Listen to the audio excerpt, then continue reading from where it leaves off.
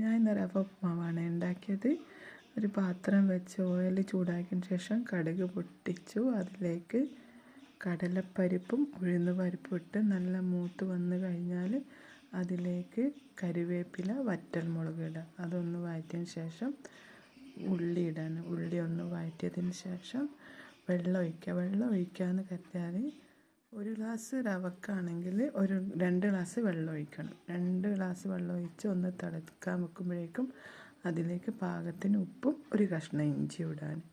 അത് നന്നായി തിളച്ച് വന്നതിന് ശേഷം റവ കുറേശ്ശായിട്ട് ഇടാൻ. കുറേശ്ശെ ഇട്ട് കഴിഞ്ഞത് ഗ്യാസ് ഓഫാക്കാൻ. ഓഫാക്കുന്ന സമയത്ത് നല്ല ലൂസായിട്ടിരിക്കണം. അതിലേക്ക് നല്ല വെള്ളം ഉണ്ടാവും കേട്ടോ. വെള്ളത്തോടു കൂടി ഓഫാക്കി അടച്ച് ഒരു 2-3 മിനിറ്റ് കഴിഞ്ഞിട്ട് തുറന്ന് നോക്കിയാൽ പാകത്തിന് അത് വെന്ത് കിട്ടിയിട്ടുണ്ടാവും. അപ്പോൾ എല്ലാവരും ഉണ്ടാക്കി നോക്കാം കേട്ടോ.